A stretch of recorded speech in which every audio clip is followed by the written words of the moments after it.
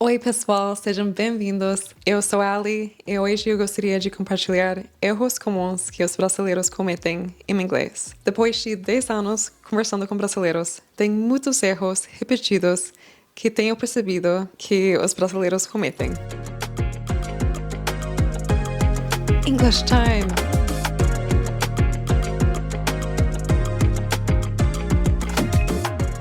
The first common mistake that I know you are Brazilian if you make this mistake is pronouncing the English R as if it were an H, an English H, or pronouncing it like you do in Portuguese. So, for example, saying restroom instead of restroom, reference instead of reference, relax instead of relax. Esse som de r, eu sei, é pouco feio. Mas é assim que a gente fala.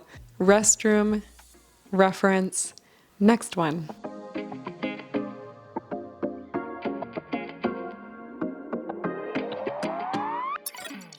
The next mistake is also a pronunciation mistake. It is pronouncing T-E like ch. A friend actually sent me a video of a Brazilian trying to communicate with a foreigner, and he was asking her what hat she wanted to buy. So he asked her the white one, and this is exactly why she did not understand him, because he was pronouncing T-E like ch instead of pronouncing it with the hard T, white.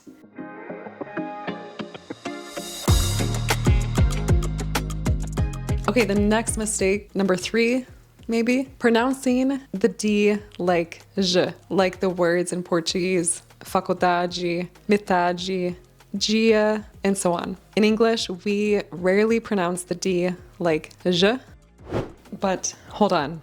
D does sound like j sometimes when it occurs in the middle of a word in a non-stressed syllable. For example, in the words graduate, individual, educate, it makes the j sound. When the D is stressed, you pronounce it as a hard D, do, duty, endure, and reduce.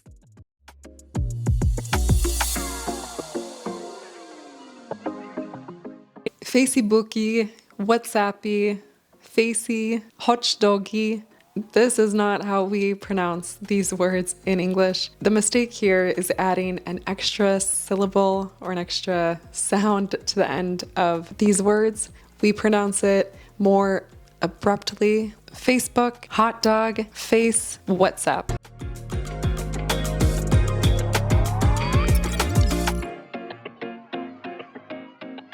Tem muitas pessoas aqui in English would be there are a lot of people here. Why is it not have a lot of people here? So what is the difference between have and there is in English? Well, have describes ownership in English, while there is describes existence. So for example, I have a book, eu tenho livro, or I have a dog, eu tenho uma cachorra. Mas também posso falar, tem uma cachorra aqui, or there is a dog here. Eu tô usando there is porque tem uma cachorra aqui. Se tivesse 2 cachorras, eu falaria there are 2 dogs here.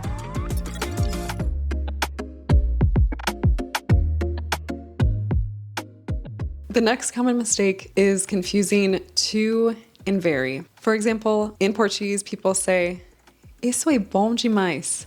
But if you translate this to English, demais translates to too much. But if you say it's too good or this is too good, then that sounds like a bad thing. Because in English, too is negative, or it means excessive. It's a problem for me. He is too nice and he is very nice. He is very nice. I'm emphasizing how nice he is. Ele é muito simpático. If I say he is too nice, but it's a problem for me, I don't like how nice he is.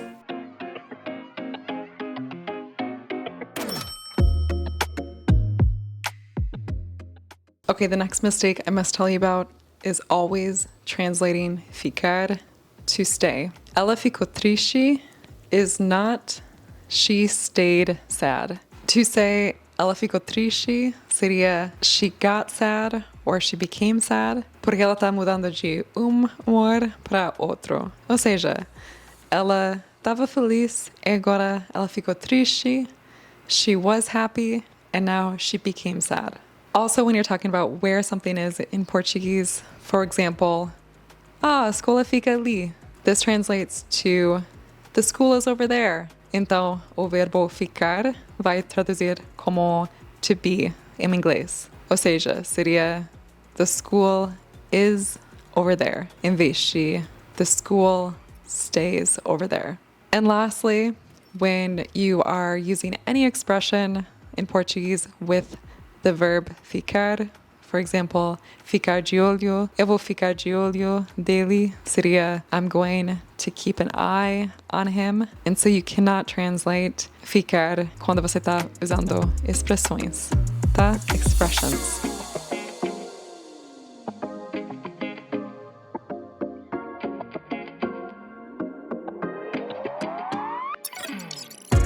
Like it, work it, I live it, adding an extra syllable to past tense ed verbs. I actually made a video on this if you'd like to check it out. It will be probably here somewhere. In that video, I explain the 3 different pronunciations for the past tense, the simple past tense, and how to pronounce ed. And if you'd like to know more, again, you can watch this video.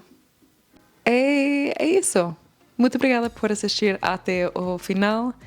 Se você conseguir pensar em mais erros que você ou outros brasileiros costumam cometer, deixe eles nos comentários e se inscreva se ainda você não for inscrito. E até mais!